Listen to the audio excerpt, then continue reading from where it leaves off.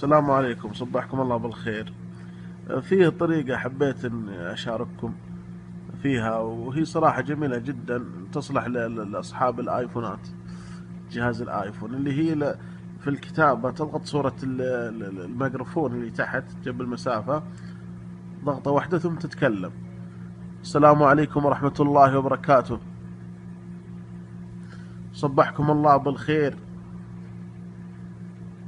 فهد نايف عنان أرسل مقطع فيديو. يعني ما شاء الله، شوف كيف أتكلم أنا ويكتبوا، ما شاء الله. جميل جدا جدا جدا، أنصحكم يعني تسوونها. طريقة اختصار. تم.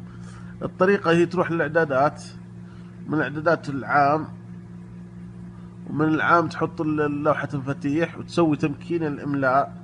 تحط نعم تمكين الإملاء. وجزاكم الله خير، فكرة حبيت إنكم يعني تستفيدون.